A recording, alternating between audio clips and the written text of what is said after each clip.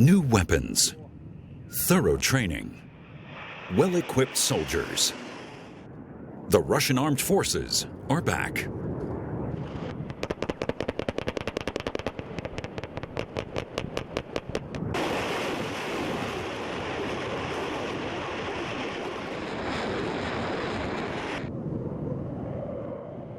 In 2008, the Kremlin announced a far-reaching reform for the Russian army, launching an investment program in rearmament and modernization of over 700 billion euros to resurrect what had largely become a used-up force.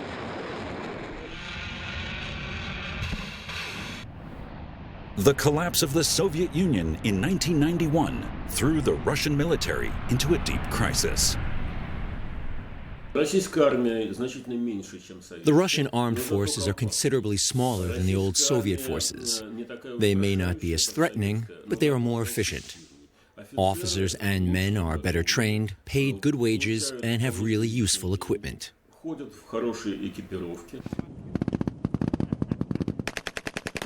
On average, a lieutenant earns 900 euros a month, which is not bad by Russian standards.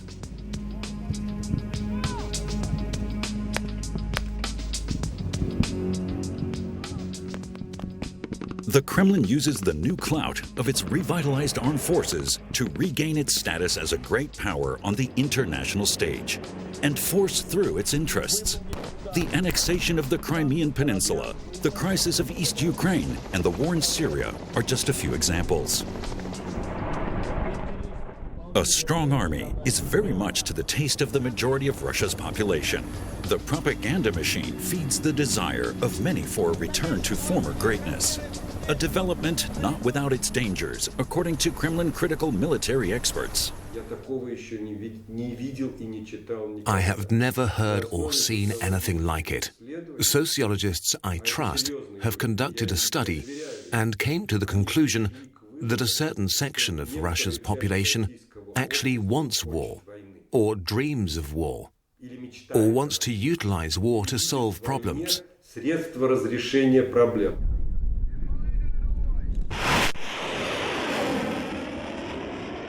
Conflict resolution with military help. A prime example is the Crimea. A major maneuver involving some 12,000 troops is being held on the annexed Ukrainian peninsula in the Black Sea. Here, in early 2014, the army first proved it had regained its ability to take action. Out of the blue, Russian troops without insignia occupied all strategic sites. The Ukraine, the EU, and the USA were all taken completely by surprise. Shortly afterwards, the Kremlin organized a referendum, condemned in the West as in breach of international law, and integrated the Crimea into the Russian Federation.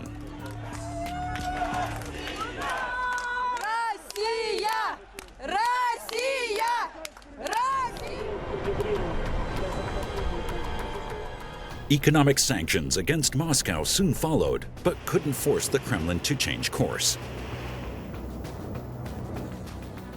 The army invited Western media reporters to the peninsula and gave a clear message: hands off the Crimea.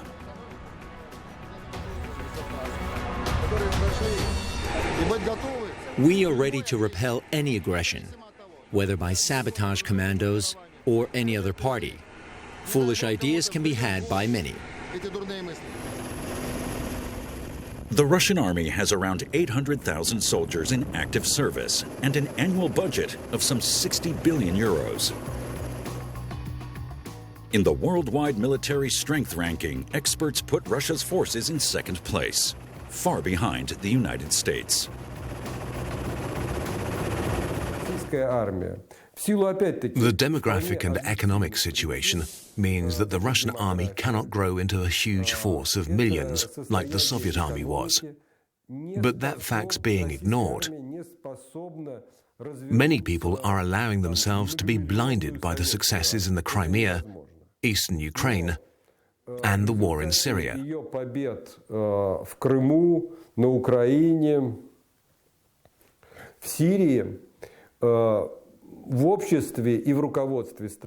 This has given rise to euphoria.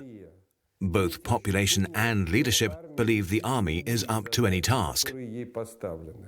А Россия ввязалась в военное противостояние с Западом. We are in a military conflict with the West, and this conflict requires far more troops than Russia can raise. Putin and Defense Minister Shoigu said that 3 new divisions will be deployed on the west flank. If you add all these announcements together, you come to about 15 divisions. Where are we going to get all the soldiers for that? The army is only planned to grow by 10,000 this year. Once again, we're forming divisions on paper, just like the Soviet and Russian armies did before the reform. Что эти новые дивизии будут бумажные, как они были в советской и российской армии до реформы. In Russia, critical voices like military expert Goltz are often branded destructive detractors. Destination Syria. There, the military can again demonstrate its strengths: mobility, flexibility, speed. In summer 2015, President Putin approved the rapid construction of an airbase near Latakia. The Kremlin head successfully comes to the aid of his beleaguered ally, Syrian dictator Assad. An intervention that also takes the West by surprise.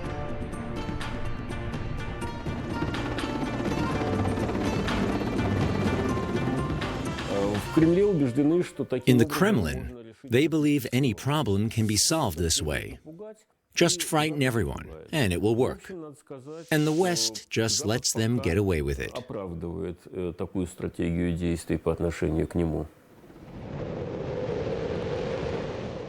This military intervention in Syria catapults Putin back into the international arena and heralds the end of the isolation he had maneuvered himself into with his annexation of the Crimea.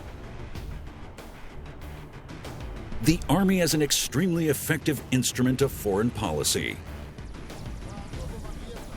Russian generals tried to deflect from this by presenting the intervention primarily as an anti-terror mission.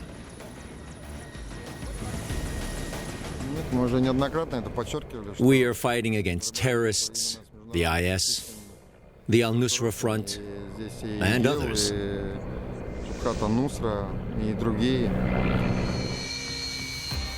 Russia regards all opponents of Syrian ruler Assad as terrorists. Spearheading the fight against them is the Sukhoi fleet of combat jets, old and new models working hand in hand.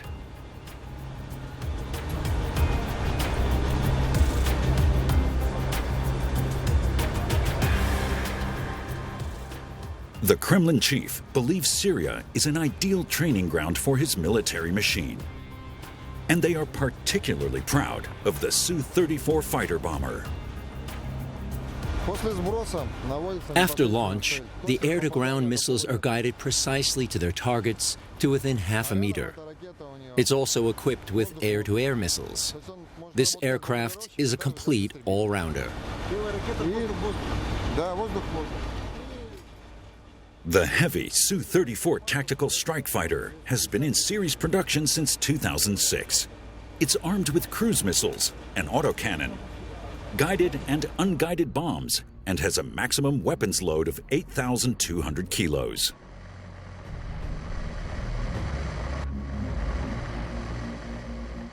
The Russian Air Force has at least 85 Su-34s.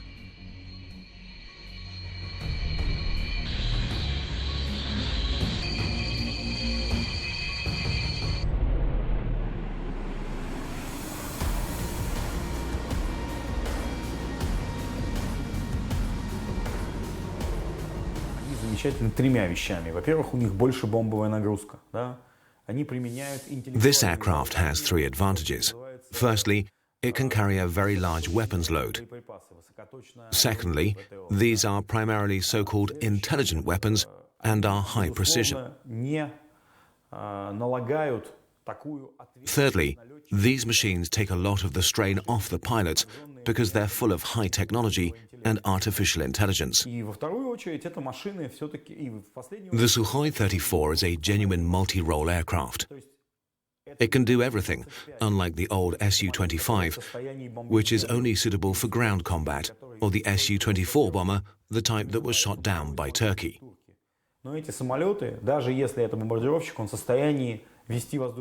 There's also another remarkable Sukhoi aircraft, the Su-35, an air superiority fighter. This is another all-rounder. These are machines with a future.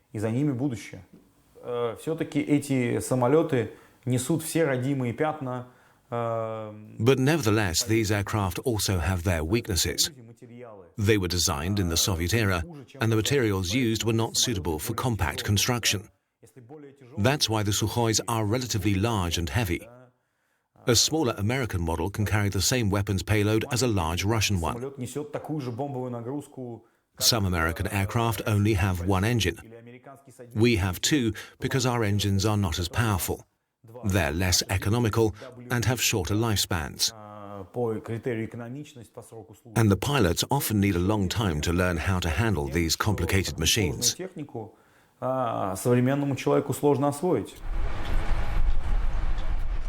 Recognizing weaknesses and eliminating them. In the eyes of the military, the Syrian campaign is ideal for this too. In combat, the Sukhois can best show where improvements need to be made. Human rights organizations like Amnesty International accuse Russia of indiscriminately bombing civilians as well. The army deny this and speak of anti-Russian propaganda. Significant progress has been made in communications and reconnaissance, which is of great relevance for the Syrian war. These tanker trucks are allegedly on their way to Turkey.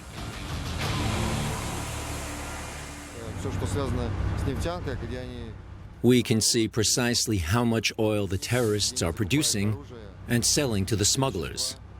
They use that money subsequently to carry out attacks all over the world.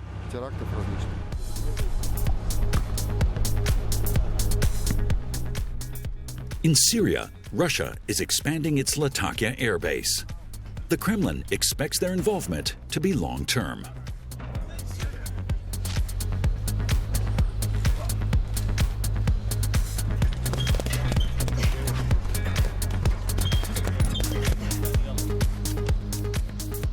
To protect the troops and the Air Force, the Army is deploying its best air defense systems, most notably the S-400 Triumph.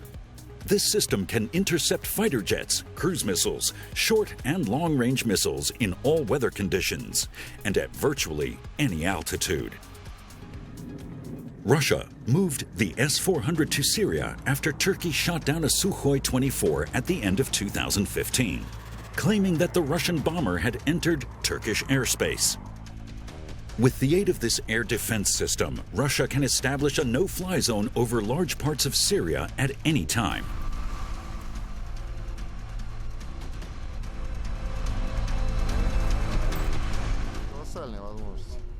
The possibilities the S-400 offers are colossal. It can track up to 300 targets and simultaneously engage 36. Наносить удар по 36 целям. Maximum range, 400 kilometers. Maximum interception altitude, 27 kilometers. С-400 замечательная система, дальнейшее продолжение значительной The S-400 is an excellent weapon. It's an upgrade of the legendary S-300.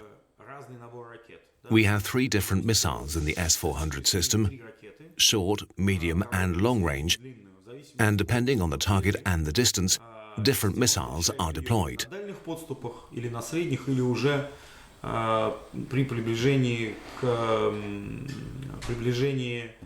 The system is successful, and consequently it's in great demand on the weapons market. China has already bought it. With India, negotiations are ongoing, and Turkey has also expressed its interest. I'm quite sure it will be a big seller, just like the S-300 was. С Турцией о возможной поставке туда, поэтому это, безусловно, будет таким же хитом на мировом рынке, как система S-300.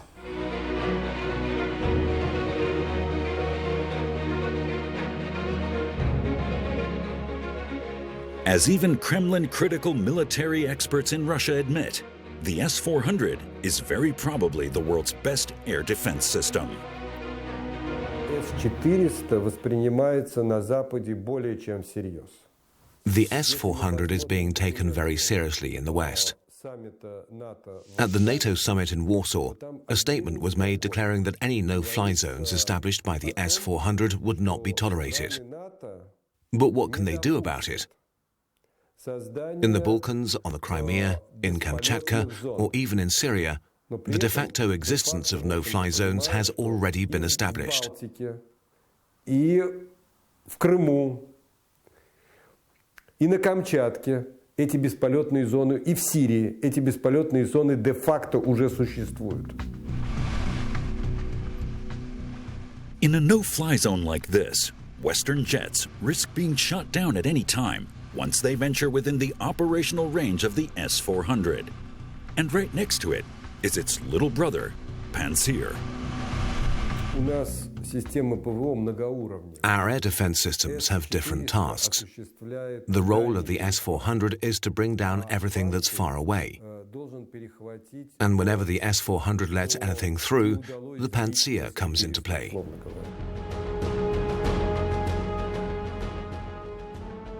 The Pantsir's range is between 1 and 20 kilometers. The system is equipped with 2 autocannon guns and a total of 12 anti-aircraft missiles.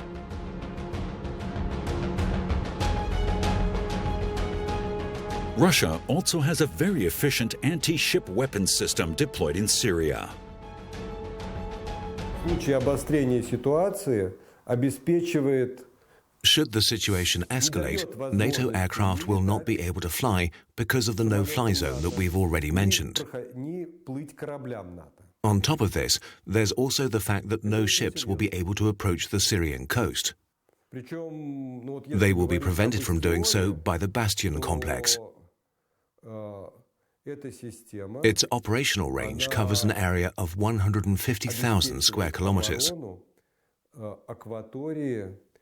That roughly corresponds to a stretch of coast measuring 600 kilometers long and 300 kilometers wide. 600 километров побережья и 300 километров вглубь моря. Bastion S-400 Pantsir. The Russian army in Syria is quite obviously very well defended. In addition to these defense systems, there are also the attack helicopters armed with mobile ground-to-air missiles, which have the task of protecting aircraft from terrorists during takeoff or landing. The Mi-28, also known as the Night Hunter, has to prove itself in Latakia and other provinces as both a defensive and an offensive weapon.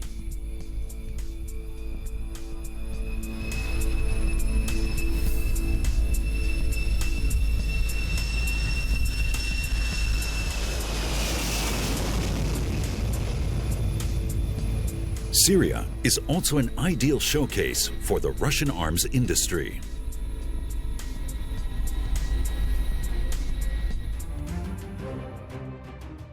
This heavy armored attack helicopter travels at 320 kilometers an hour and flies sideways and backwards at up to 100 kilometers an hour.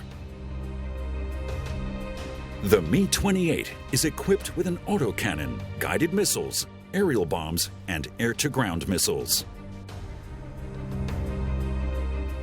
Night hunters appear out of the darkness at high speed, destroy their targets, and disappear again just as quickly to avoid being hit by mobile ground-to-air missiles. A combat scene in the Syrian desert near Palmyra. Number 1, get him.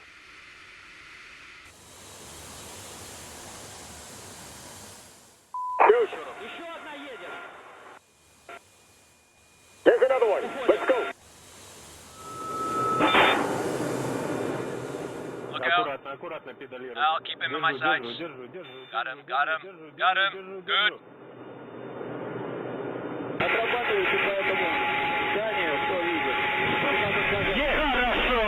Mi-28s destroy an IS convoy.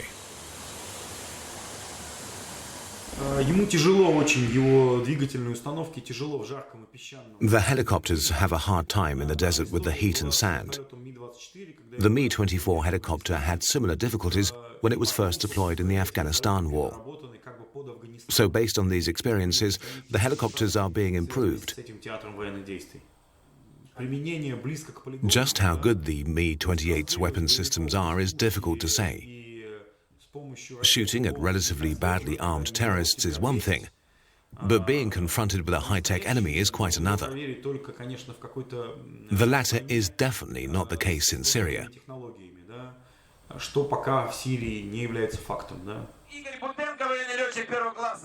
An air show in the region around Moscow. The Mi-28 is actually considered reliable, but accidents do happen. Quite suddenly, the rear rotor appears to fail. One of the two pilots survives the crash, probably due to the energy-absorbing landing gear.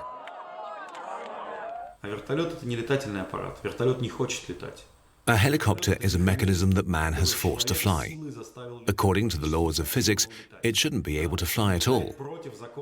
A helicopter is much more prone to accidents than an aircraft, and unfortunately, even small defects can cause a helicopter to crash. That's the same the world over. And it happens regularly.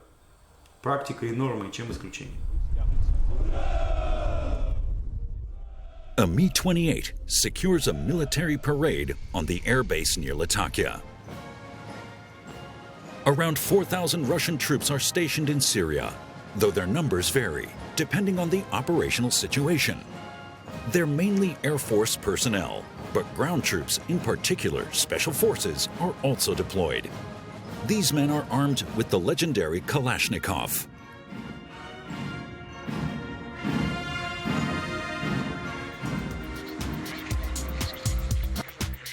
We're now on our way to Izhevsk, the home of the most famous rifle in the world.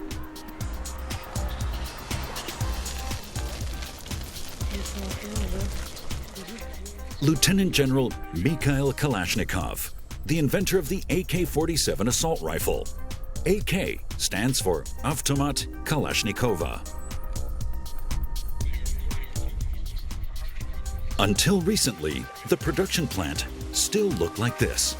An outdated and dilapidated old factory hall with dissatisfied workers and wage payments often delayed for months.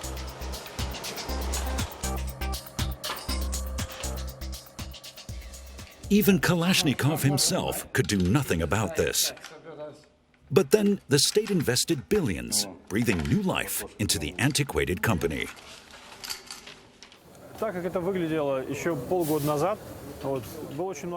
That's what it looked like here just 6 months ago. Problems with the microclimate, sloping floors, and bad working conditions. We managed this historic renovation without stopping production.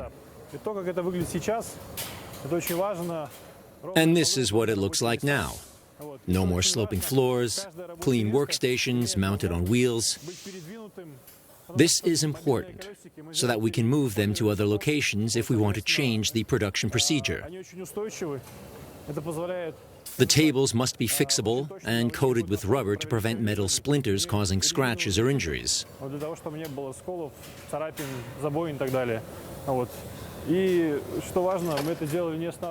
As I said, we carried on with production during the entire renovation phase to make sure the orders were ready on time and to keep turnover high. Yes, and we've also gained quite a lot of space by throwing out old machines that weren't being used anymore. We now have 20% more space.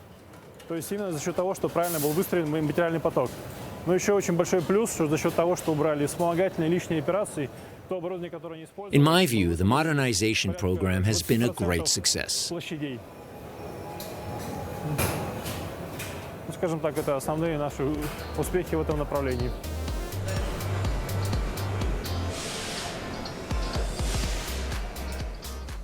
At Kalashnikov, the order books are full. Russia's largest firearms manufacturer is back in the black.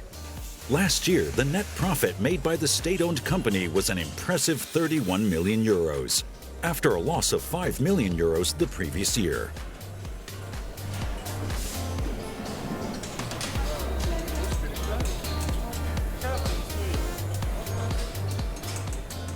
New machines allow production to cover a much greater variety, which in turn allows a much more flexible response to customers' wishes. Rifles for armies, police forces, hobby and sports marksmen. The increased flexibility is seen as the greatest achievement of the modernization process.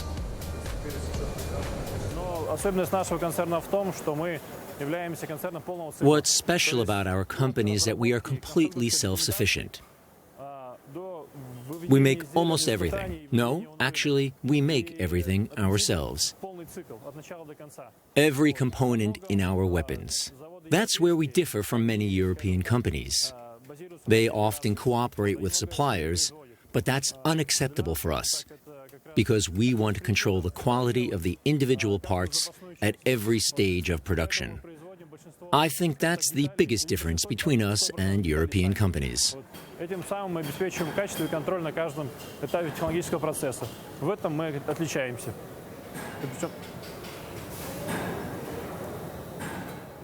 The Kalashnikov company is being extended further. Here, a new design office has been constructed. For the Kremlin, the arms industry once again has absolute priority. There are plenty of signs pointing to a new arms race with the USA, something which experts criticize as a pointless undertaking.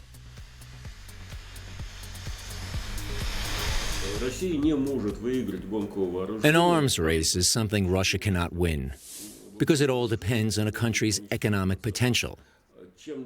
The longer the race goes on, the more difficult it will become for us. Perhaps our elites hope that the West will just give up, but I don't see that happening.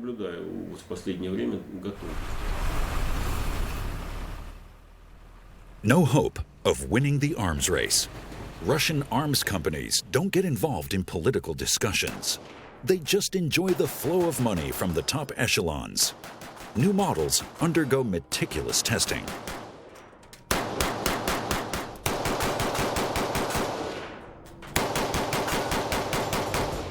The Kalashnikov chief designer shows us his favorite, the semi-automatic designated marksman's rifle, SVK. The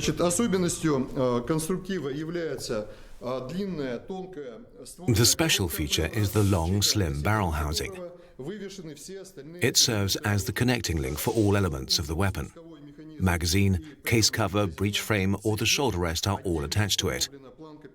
We've designed the rifle in such a way that it can be adapted to individual requirements by exchanging individual elements.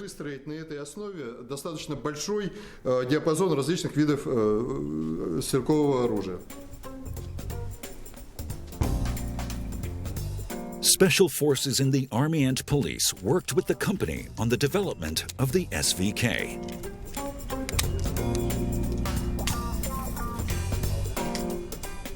The sniper rifle works with both Russian and NATO ammunition. The SVK is currently still in the test phase, and the focus is on achieving accuracy under maximum stress.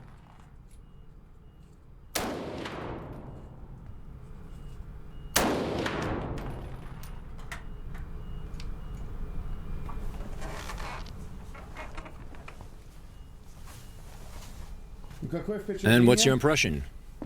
It's a good sniper rifle. What defects does it still have? Every defect is evaluated and eliminated. It's a long process, seriously, but it's all about getting the rifle to work perfectly. Defects and weaknesses are not something the company likes to speak about, especially not with Western camera crews. We're only allowed to film in the firearms sector. All other areas in the Kalashnikov company are off limits. State secrets.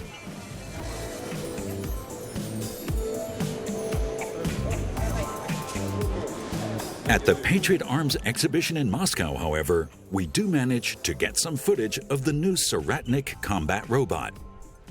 Soratnik means companion and is used for reconnaissance, providing fire support in combat situations or guarding sections of terrain.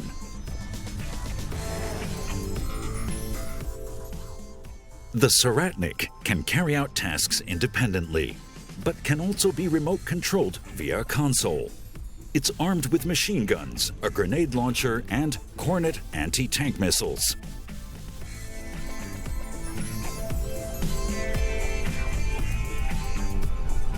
Kalashnikov в настоящий момент это не фирма, производящая стрелковое оружие. Kalashnikov has long since ceased to be a pure firearms manufacturer. It's a conglomerate that's also trying to gain a foothold in the civilian sector. Kalashnikov produces the Sturm and attack missiles for the Pantsir air defense system. In addition, Kalashnikov also builds speedboats for special forces. And the company produces the Soratnik combat robot. Its undercarriage is built in Mytishi near Moscow. The drone sector is also a new venture. Kalashnikov wants to become the market leader in Russia for every type of automated war technology. Drones, combat robots, everything. Самолет без пилота, танк без, или там специальная машина без оператора. On the international arms market, the Kremlin is the world's #2 behind the United States. The Russian arms industry has an annual turnover of around 15 billion euros. At the Patriot Trade Fair, Defense Minister Shoigu is satisfied. We've achieved a lot. We've done a lot of rebuilding and have introduced new systems. This is no longer just a great unorthodox effort. We are researching, improving, and producing in series with very good materials.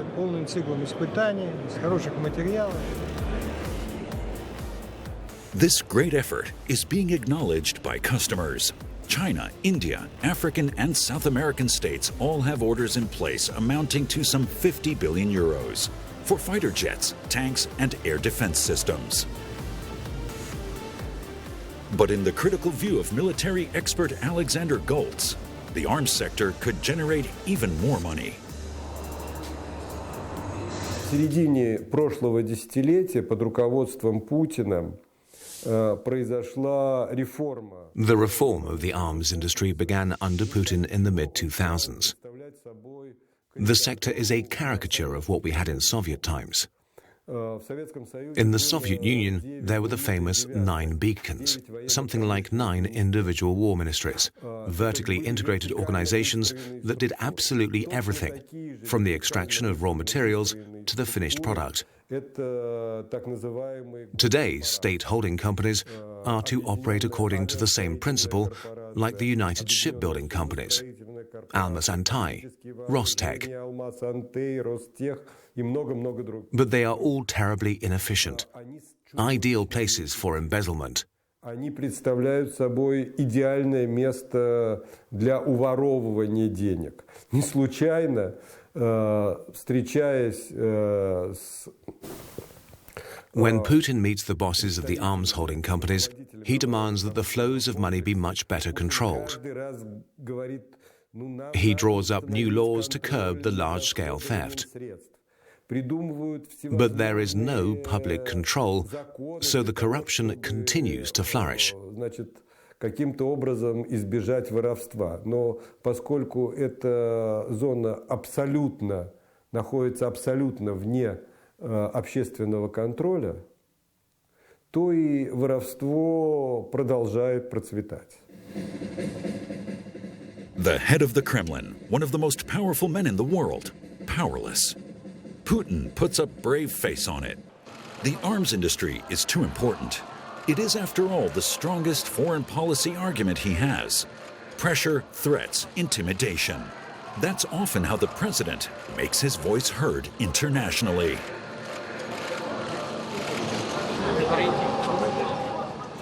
В текущем году This year, our nuclear forces will be upgraded with an additional 40 new intercontinental rockets. They will be able to overcome any defense system, no matter how modern it is.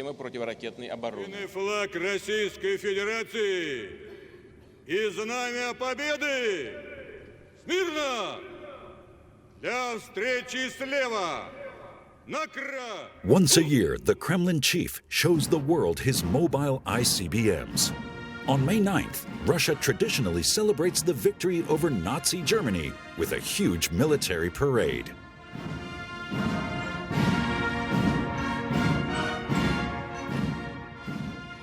The Topol-M, a mobile intercontinental ballistic missile with a nuclear warhead and a range of 11,000 kilometers. The Russian military's most recent top nuclear missile looks very similar to the Topol-M. Experts say the RS-24 is based on the Topol-M. The biggest difference between the two weapons is that the RS-24 Yars can carry multiple nuclear warheads. Allegedly, 4 in all. In Dmitry Oreshkin's view, this represents a threat to world peace. Our current age is very different from the time the Soviet Union collapsed. The state knew at that time exactly what a world war meant. Today, there are men in power who don't know this from their own experience. This can lead to recklessness spreading. Someone gets scared and starts an avalanche. Under Vladimir Putin, things often happen that no one expects. Or did anyone see the Crimean annexation coming? Or the war in East Ukraine? Or the intervention in Syria?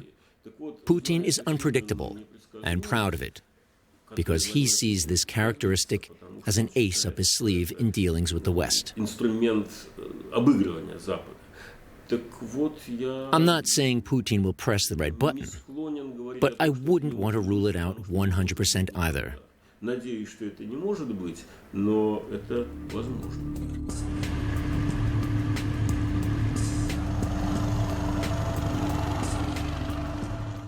Russia's nuclear forces comprise at least 83 RS-24 Yars intercontinental ballistic missiles.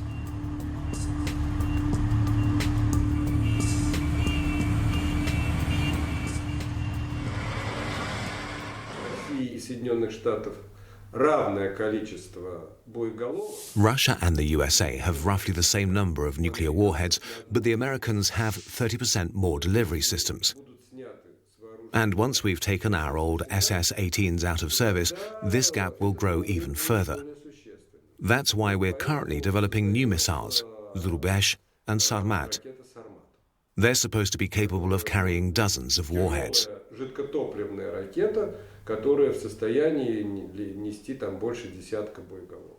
And there's also another modern weapons system capable of being armed with nuclear warheads, a tactical missile called the Iskander-M. It flies on an extremely flat, semi-ballistic trajectory, which it can change repeatedly to deceive air defense systems. This weapon appears to comply with the terms of the INF Treaty, which prohibits intermediate-range missiles. Its range is said to be less than 500 kilometers, but there are always statements hinting at the fact that the Iskander is capable of being upgraded.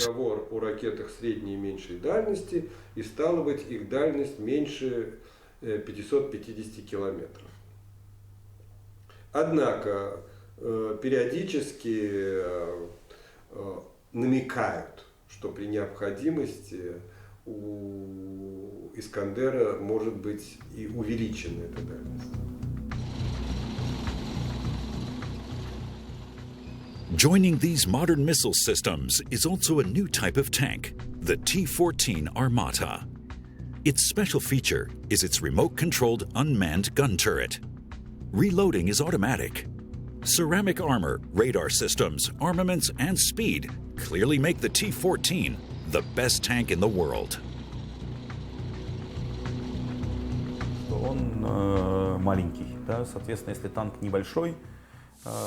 It's actually quite small, which makes it more difficult to hit. An important feature is the tank's compact armored capsule inside the hull, directly behind the strong armor plating at the front. This protects the crew if the tank takes a hit. Вот. Ну и еще очень хочется надеяться, что этот танк будет... Hopefully, this weapon will be affordable. As I said before, new systems are extremely expensive, and the strength of our economy doesn't allow us to supply the army with overpriced tanks. We haven't as much money at our disposal as Germany or other countries in the West.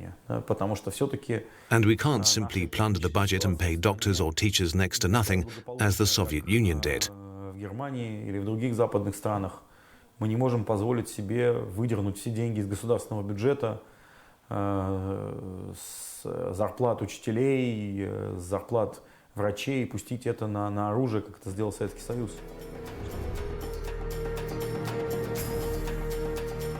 Back to the Middle East.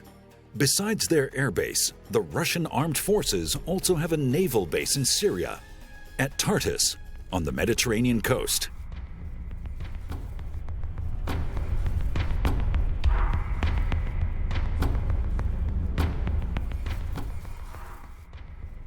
The Kremlin has 11 warships anchored in the port itself and off the Syrian coast. The Syria campaign is increasingly being fought on the information front. The international media are suddenly being allowed access to highly sensitive areas. The message from the army leadership is clear. We are back. Torpedoes, rockets, and cruise missiles capable of carrying nuclear warheads. Russian soldiers refer to the guided missile cruiser Moskva as the floating fortress.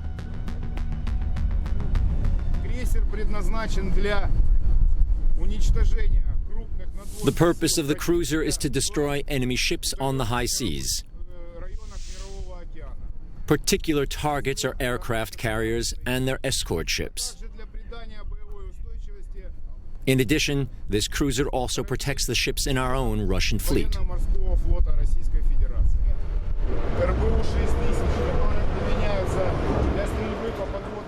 The Moskva carries the air defense system known as Fort, the sea-based equivalent of the renowned S-300.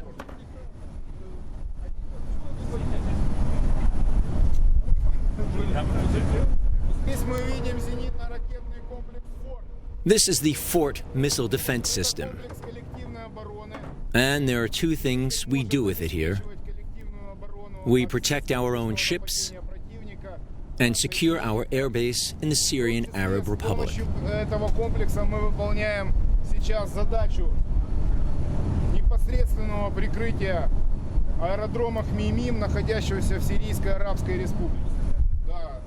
In these shafts, the air defense missiles stand ready for launch. Fort can intercept cruise missiles, fighter jets, and rockets within a range of 75 kilometers. It can engage objects at altitudes of up to 25 kilometers. The military organize a guided tour of the ship for foreign journalists to show off their muscle. A quintuple torpedo launcher.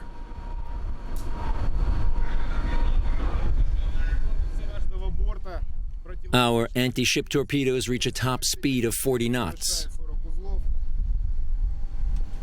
You can see them now being brought into position. This facility is installed on both sides of the ship.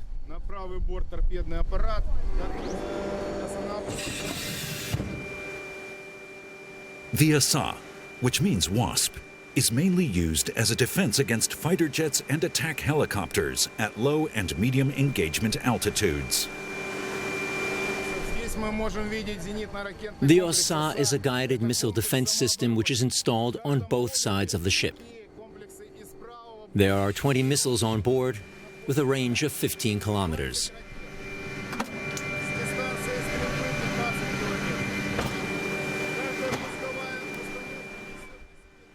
The missiles appear to be in good condition, but they're certainly not new.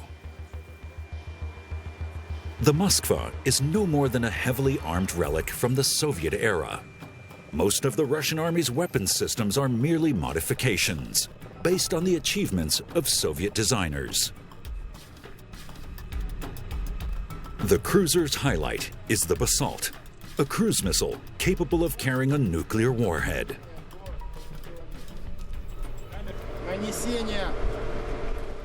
The Basalt is also a guided missile system.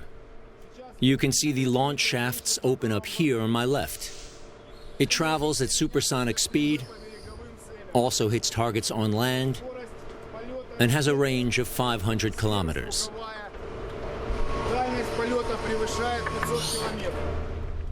16 Basalt cruise missiles are in permanent combat readiness. Critics see this as no more than military posturing. У меня большие сомнения в их эффективности. What we want with cruise missiles in the fight against gangs of terrorists is something I just don't know. And then we still have the old aircraft carrier Admiral Kuznetsov sailing around. To me, that just seems completely inefficient. Авианесущий крейсер «Адмирал Кузнецов», чья эффективность чрезвычайно низка. Боевая эффективность.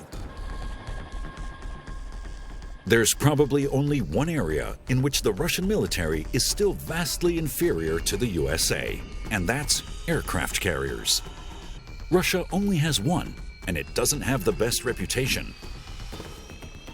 Very prone to breakdowns, the outdated Admiral Kuznetsov is usually accompanied by a tug, just in case the old steam turbines decide to malfunction. The Kuznetsov came off the slipway in 1985. Footage from the war in Syria showing the Su-33 on a combat mission.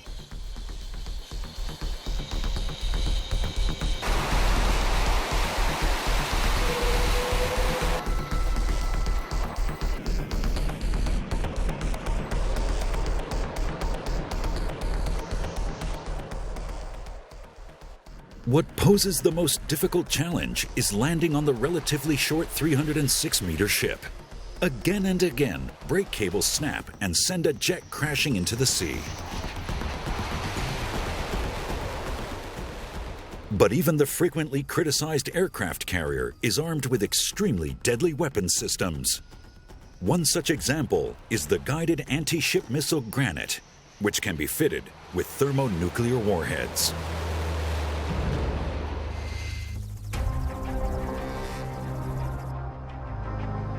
Sailing right alongside the old Kuznetsov is a brand new frigate, armed with Putin's prestige cruise missile system, the Kaliber. This precision weapon can hit ground targets from a distance of 2,600 kilometers. Боевая тревога! Корабль к бою!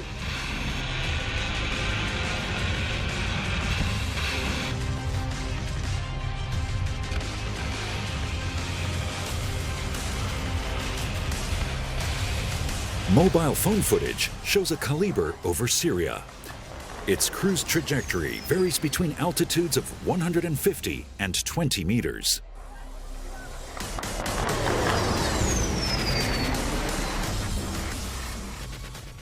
Its accuracy is said to be between 5 and 10 meters. У «Калибра» есть экспортная версия, которая называется «Клуб». The export version of the Kaliber is called Club. It's sold in combination with submarines. Around 10 countries have already made such a purchase. A land-based version is currently being manufactured. Russia has always had good rocket designers. This system is the long arm of Putin, either as a preventive weapon or as an instrument of revenge.